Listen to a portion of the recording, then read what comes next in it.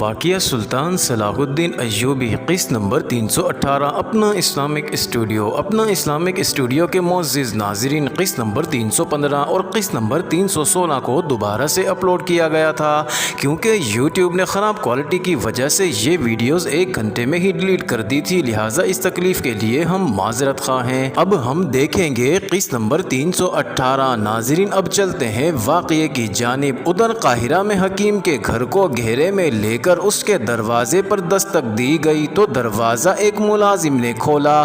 ناظرین غیاث بلبیس اپنے چند ایک آدمیوں کے ساتھ اندر چلا گیا۔ اس کے آدمی کمروں میں گھس گئے، ان کے ہاتھوں میں مشعلیں تھیں۔ حکیم کے سونے کا کمرہ اندر سے بند تھا۔ دروازہ ایک نیم برہنہ لڑکی نے کھولا۔ حکیم پلنگ پر نیم برہنہ پڑا تھا۔ ناظرین پلنگ کے قریب سراہی اور پیالے رکھے تھے۔ حکیم نشے کی حالت میں بے ہوش پڑا تھا۔ اس کے مریض اور معتقد تصور بھی نہیں کر سکتے تھے کہ حکیم اس حالت تک بھی پہنچ سکتا ہے۔ لڑکی اس کی بیوی نہیں تھی اور وہ مسلمان بھی نہیں تھی۔ ناظرین یہ صلیبیوں کا بھیجا ہوا تحفہ تھا اور اس کے گھر سے جو دولت برآمد ہوئی وہ یقیناً حکمت کی آمدنی نہیں تھی۔ ناظرین حکیم اس وقت ہوش میں آیا جب وہ قید خانے کے تہ خانے میں بندھا ہوا تھا۔ غیاث بلبیس کو اطلاع دی گئی کہ حکیم بیدار ہو گیا ہے۔ وہ حکیم کے پاس گیا اور اسے کہا کہ وہ اب کچھ بھی چھپانے کی کوشش نہ کرے۔ ذرا سی پس و پیش کے بعد اس نے اپنے جرم کا اعتراف کر لیا۔ ناظرین اس نے 2 نائب سالاروں کے نام لے کر بتایا کہ وہ مصر میں سلطان ایوبی کا تختہ الٹنا چاہتے تھے۔ یہ گروہ صلیبیوں نے تیار کیا تھا۔ حکیم کو یہ لڑکی تحفے کے طور پر اور بے انداز رقم دے کر اس گروہ میں شامل کیا گیا تھا۔ اس کی شرط بھی مان لی گئی تھی کہ نئی حکومت میں اسے وزارت کے درجے کا عہدہ دیا جائے گا۔ ناظرین حکیم چونکہ بڑے بڑے افسروں میں بھی مقبول تھا اور وہ قابل حکیم بھی تھا، اس لیے اس کی ہر بات پر حق مانی جاتی تھی۔ ناظرین اس مقبولیت اور اثر و رسوخ سے یہ فائدہ اٹھاتا رہتا کہ سلطان ایوبی کے خلاف نفرت پھیلاتا رہا۔ قاہرہ میں جو تخریب کاری کے واقعات ہوئے تھے ان میں حکیم ذمہ داری سے ملوث تھا۔ اس نے اپنی حیثیت اور مقبولیت سے یہ فائدہ بھی اٹھایا کہ علی بن سفیان کے بعض جاسوسوں کو پہچان لیا تھا۔ ان میں مہدی الحسن بھی تھا جو اس پہاڑی علاقے میں جانے لگا جس میں تخریب کاروں کا اڈا تھا۔ ناظرین پہلے یہ فیصلہ کیا گیا کہ اسے قتل کر دیا جائے۔ حکیم نے اسے دیکھ لیا۔ اتفاق سے حکیم نے مہدی الحسن کے متعلق بھی معلوم کر رکھا تھا کہ قابل اور جرأت مند جاسوس ہے۔ حکیم نے فیصلہ کیا کہ اتنے تجربہ کار آدمی کو قتل کرنے کی بجائے ایسے طریقے سے اپنے جال میں پھانسا جائے کہ وہ اس گروہ کے لیے کام کرے۔ گروہ کے پاس ایسے طریقے موجود تھے۔ وہ چند ایک مصری جاسوسوں کو اپنے ہاتھ میں لے کر استعمال کر رہے تھے۔ ناظرین علی بن سفیان کا شعبہ انہیں اپنے دیانتدار جاسوس سمجھتا تھا۔ حکیم نے مہدی الحسن کو پھانسنے کا یہ طریقہ اختیار کیا جو سنایا جا چکا ہے۔ ناظرین اسے پورا یقین تھا کہ مہدی الحسن اتنی حسین بدروح کے جھانسے میں آ جائے گا۔ آگے حشیشین اور صلیبی ماہرین کے ذہن کو اپنے قبضے میں لے لیں گے، یہ کوئی مشکل کام نہیں تھا اور جو طریقہ اختیار کیا گیا تھا وہ کوئی عجوبہ نہیں تھا، یہ ایک عام طریقہ تھا۔ ناظرین یہ طریقہ اور یہ شعبدہ بازی صرف ان پر کامیاب نہیں ہوتی تھی جن کا ایمان مضبوط ہوتا تھا۔ مہدی الحسن انہی ایمان والوں میں سے نکلا جو 2 کماندار پراسرار طور پر مر گئے تھے۔ ان کے متعلق حکیم نے بتایا کہ انہیں قتل کیا گیا تھا۔ دونوں کو حکیم نے وہ زہر دیا تھا جس سے ذرہ بھر بھی تلخی محسوس نہیں ہوتی تھی۔ ناظرین انسان اپنے اندر کوئی تکلیف یا تبدیلی محسوس نہیں کرتا تھا، وہ 12 گھنٹوں بعد اچانک مر جاتا تھا۔ ان دونوں کو قتل کرنے کی ضرورت یہ پیش آئی تھی کہ سلطان ایوبی اور اس کی حکومت کے وفادار تھے، دیندار مسلمان تھے، انہیں خریدنے کی کوشش کی گئی تھی مگر وہ ایمان بیچنے کی بجائے ایمان خریدنے والوں کے لیے خطرہ بن گئے تھے۔ حکیم پہلے ان میں سے ایک کو اس طرح ملا جیسے اتفاقی آمنا سامنا ہو گیا ہو۔ ناظرین باتوں باتوں میں حکیم نے اسے کسی بیماری کے وہم میں مبتلا کی اور دوا خانے میں بلا کر اسے دوائی کے بہانے زہر دے دیا جو حشیشین کی ایجاد تھا۔ ناظرین، چند دنوں بعد دوسرے کماندار کے ساتھ بھی حکیم نے ایسی ہی اتفاقیہ ملاقات کی اور اسے بھی کسی خفیہ بیماری کے وہم میں ڈال کر زہر دے دیا۔ ناظرین، حکیم نے یہ انکشافات از خود نہیں کر دیے تھے، اس کی زبان تہ خانے کی اذیتوں نے کھلوائی تھی۔ اس نے بتایا کہ فوج میں ایک طرف تو بے اطمینانی پھیلائی جا رہی ہے اور دوسری طرف اس میں نشے اور جنسی لذت پرستی کی عادت پیدا کی جا رہی ہے۔ فوجی افسروں کو حکومت کے خلاف کیا جا رہا ہے اور جو مضبوط جذبے والے ہیں انہیں پراسرار طریقے سے قتل کرنے کا سلسلہ شروع کر دیا گیا ہے۔ سوڈان کی فوج عنقریب مصر کی سرحدوں پر مصر کی سرحدی چوکیوں پر حملوں کا سلسلہ شروع کرنے والی ہے۔ اس سلسلے کی نگرانی اور قیادت صلیبی کریں گے۔ سرحدی دیہات کے لوگوں کو سوڈانی اپنے زیر اثر لیں گے۔ ناظرین، علی بن سفیان اور غیاث بلبیس نے مصر کے قائم مقام امیر العادل کو ان گرفتاریوں، تفتیش اور انکشافات سے باخبر رکھا، لیکن اور کسی کو اس راز میں شریک نہیں کیا گیا۔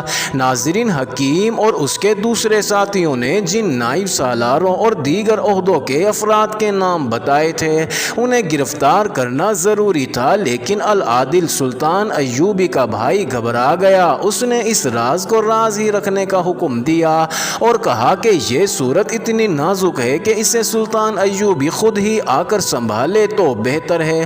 معاملہ بڑا ہی نازک تھا۔ اس نے یہ فیصلہ کیا کہ وہ سلطان ایوبی کے پاس خود جائے اور اسے مصر آنے کو کہے یا اس سے ہدایات لے لے۔ ناظرین، العادل کی روانگی خفیہ رکھی گئی۔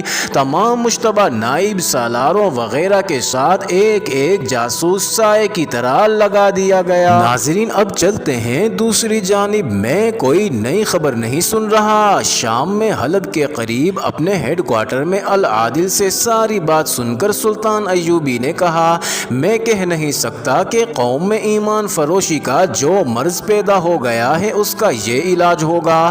میری نظریں بیت المقدس پر نہیں یورپ پر لگی ہوئی ہیں، مگر میرے ایمان فروش بھائی مجھے مصر سے نہیں نکلنے دے رہے۔ تم یہ محاذ سنبھالو، میں دمشق جاتا ہوں، وہاں سے مصر چلا جاؤں گا۔ ناظرین، سلطان ایوبی نے العادل کو محاذ کی تمام تر صورتحال بتائی، ہدایات دیں اور کہا کہ اپنے جاسوس اتنی دور تک گئے ہوئے ہیں کہ صلیبیوں نے اگر حملہ کیا تو تمہیں کم از کم 2-3 روز پہلے اطلاع مل جائے گی۔ چھاپا مار جیش ہر وقت تیاری کی حالت میں رہتے ہیں۔ میں نے انہیں حملے کی ممکنہ راستوں کے ارد گرد چھپا رکھا ہے۔ تازہ اطلاعات یہ ہیں کہ صلیبی حملہ نہیں کریں گے۔ اگر میری غیر حاضری سے وہ فائدہ اٹھانے کی سوچ لیں تو گھبرانا نہیں، قلعہ بند ہو کر نہ لڑنا، دشمن کو آگے آنے دینا، پہلا وار دشمن کو کرنے دینا، بے شک پیچھے ہٹ جانا۔ زمین موضوع ہے، بلندیوں پر قبضہ رکھنا اور خاص طور پر یاد رکھو، سلطان ایوبی نے کہا، الملک الصالح سیف الدین، اور جن عمرا نے ہماری اطاعت قبول کی ہے، صلیبیوں کے حملے کی صورت میں ان پر اعتبار نہ کرنا۔ ان کے ذہنوں سے بادشاہی کی خواہش نکلی نہیں، معاہدے کے مطابق وہ کوئی فوج نہیں رکھ سکتے۔ میں نے ان کے اندر تک جاسوس بھیج دیے ہیں اور میں نے زندگی میں پہلی بار اپنے اصول کے خلاف یہ انتظام کر دیا کہ ہمارے یہ مسلمان بھائی ذرا سی بھی مخالفانہ حرکت کریں تو انہیں قتل کر دیا جائے۔ ناظرین، قاضی بہاؤالدین شداد نے اپنی یادداشتوں میں ربیع الاول 572 ہجری ستمبر 1174 کا مہینہ لکھا ہے جب سلطان ایوبی العادل کو محاذ پر چھوڑ کر دمشق گیا۔ اس کا ایک اور بھائی شمس الدولہ توران شاہ یمن سے واپس آ چکا تھا۔ یمن میں شمس الدولہ کو بھیجا تھا جو کامیاب لوٹا تھا۔ ناظرین، سلطان ایوبی نے اسے دمشق کا گورنر مقرر کیا اور اکتوبر 1176 میں مصر کو روانہ ہو گیا۔ ناظرین، قاہرہ پہنچتے ہی اس نے تمام مشتبہ افراد کو کسی کے عہدے کا لحاظ کیے بغیر گرفتار کرنے کا حکم دیا۔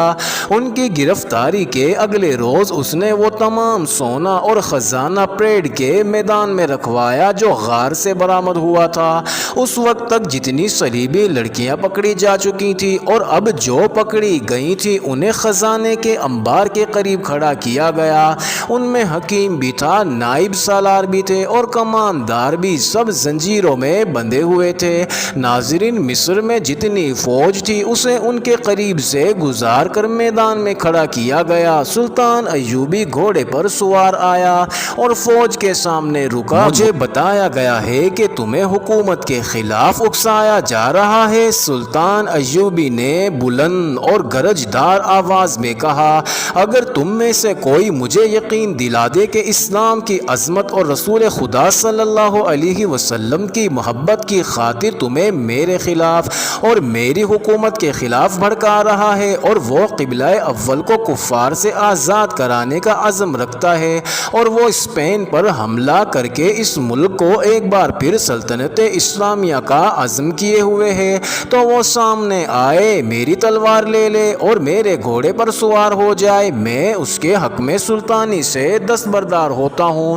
ناظرین، ہر طرف سناٹا طاری ہو گیا۔ سلطان ایوبی پیچھے کو مڑا اور ملزموں سے کہا، میری جگہ لینے والا تم میں ہے، وہ کون ہے؟ آگے آئے۔ رب کعبہ کی قسم، میں سچے دل سے اپنی حکومت اس کے حوالے کر دوں گا اور خود اس کے حکم کا پابند رہوں گا۔ ناظرین، خاموشی، گہرا سکوت۔ اللہ کے شیرو، سلطان ایوبی فوج سے مخاطب ہوا، تمہیں بغاوت پر نہ اسلام کی عظمت کے لیے اکسایا جا رہا ہے، نہ رسول اللہ صلی اللہ علیہ وسلم کے نام مقدس کی خاطر۔ تمہیں جو خزانہ دکھایا گیا ہے اور جو لڑکیاں تمہارے سامنے کھڑی ہیں، یہ وہ انعام ہے جو ان لوگوں کو دیا گیا ہے، ان کے ایمان کی قیمت ہے۔ میں ان سب سے کہتا ہوں کہ آگے آئیں اور کہیں کہ میں نے جو کہا ہے یہ جھوٹ ہے۔ ناظرین، کوئی آگے نہ آیا۔ سلطان ایوبی گھوڑے سے اترا اور ملزموں سے حکیم کو بازو سے پکڑا، اسے اپنے گھوڑے کے قریب لے جا کر کہا، میرے گھوڑے پر سوار ہو جاؤ اور کہو کہ ایوبی جھوٹ بول رہا ہے۔ ناظرین، حکیم گھوڑے پر سوار ہو گیا مگر اس نے سر جھکا لیا۔ کہو، سلطان جھوٹ بول رہا ہے، سلطان ایوبی نے غضبناک آواز میں کہا۔ ناظرین، حکیم نے سر اٹھایا اور بلند آواز سے کہا، سلطان ایوبی نے جو کہا ہے سچ کہا ہے۔ وہ گھوڑے سے کود آیا۔ ناظرین، وقائع نگار لکھتے ہیں کہ سلطان ایوبی کو پہلی بار غصے میں دیکھا گیا۔ ناظرین، حکیم گھوڑے سے اتر کر سر جھکائے کھڑا تھا۔ سلطان ایوبی نے تلوار نکالی اور ایک ہی وار میں حکیم کا سر تن سے جدا کر دیا۔ وہ اپنے گھوڑے پر سوار ہوا اور بڑی ہی بلند آواز سے چلایا، اللہ کے سپاہیوں، عظمت اسلام کے پاس بانو، اگر میں نے بے انصافی کی ہے تو یہ لو، میری تلوار سے میری گردن اڑا دو۔ ناظرین، اس نے اپنی تلوار برچی کی طرح فوج کی طرف پھینکی، تلوار کی نوک زمین میں گڑ گئی اور تلوار جھولنے لگی۔ ناظرین، اسی روز سلطان ایوبی نے سوڈان کو اپنا ایلچی اس تحریری پیغام کے ساتھ روانہ کر دیا کہ اگر سوڈان کی فوج نے مصر کی سرحد پر ذرا سی بھی بدامنی پیدا کی تو اسے مصر پر حملہ تصور کیا جائے گا اور اس کے جواب میں ہم سوڈان پر حملہ کرنے میں حق بجانب اور آزاد ہوں گے اور ہم سوڈان پر اسلامی پرچم لہرا کر دم لیں گے۔ معزز ناظرین، جاری ہے اگلی ویڈیو قسط نمبر 319 میں دیکھنا مت بھولیے گا۔